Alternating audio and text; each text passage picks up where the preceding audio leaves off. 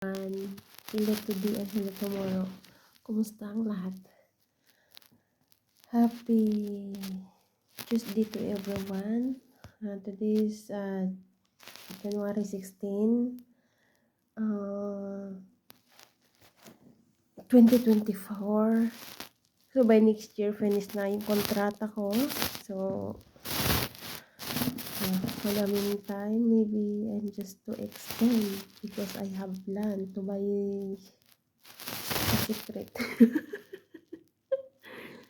Hindi mabibilhin kasi ako, kaya before that na matapos yung bahay kong pinagawa sa Pinas,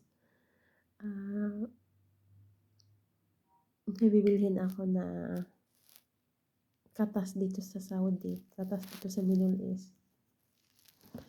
Yung makikita mo na, ayan, may napundar na ako, di ba?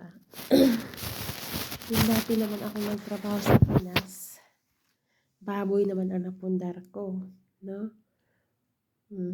Ito naman, for the next plan is, pag natapos na yung bahay, may plan na naman ako. Kaya, extend tayo, no?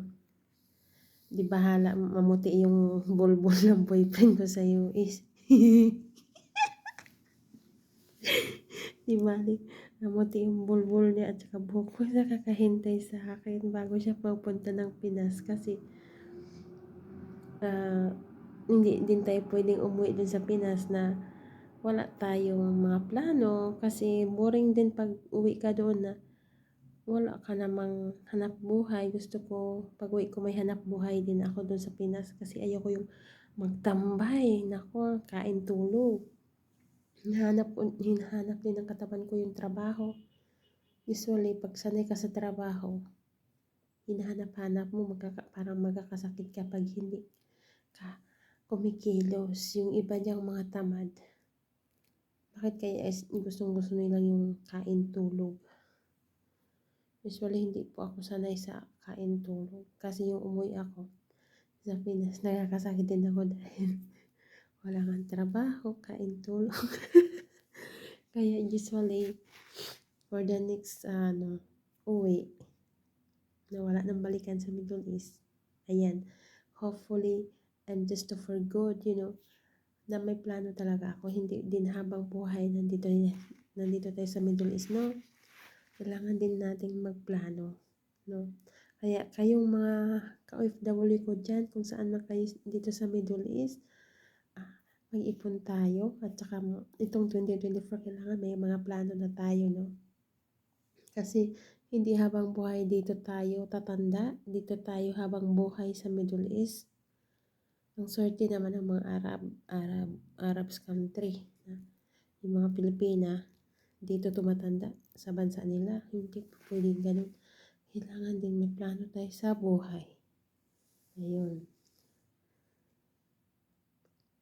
At saka, mahirap yung iba kasi dyan, walang napundar, no? Mas nauna pa nga silang nag-upload kaysa akin, wala talaga silang napundar. Dapat isipin naman din ang sarili natin, huwag puro bigay doon, bigay dito. Bigay sa pinsan, bigay sa tiyain, hindi ganun. Kung pusa kang magbigay, konti lang para makatulong din. Pero wag naman lagi kayong magbigay kasi hindi tayo habang buhay nandito. Mahirap ang buhay. Hindi rin basta-basta ang trabaho dito sa Middle East. No? Kasi kakay sa akin, konti lang ang tulog ko. Kaya pag bigla ako makapagpahinga, nakakasakit ako. Mahirap.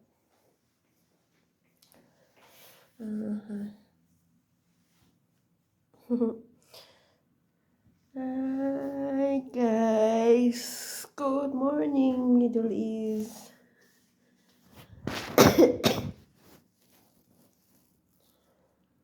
Kumusta ang lahat? Nung pagbakasyon namin sa Kuwait, nagkakasakit ako. Ayan. Kaya shout out to everyone. Mag-iingat ang lahat. Uminom ng mainit na tubig kasi ngayon. At saka luya. Malamig. Nagkasakit, hindi pa nga ako totally gumaling. Iba yung ilong ko. Iba yung ilong ko guys, para akong sinasakal. Sabihin ng iba dyan, sarap yung buhay dito sa Mindoro kasi pala nila-live ko lang yung pala ginagawa ako mga lives.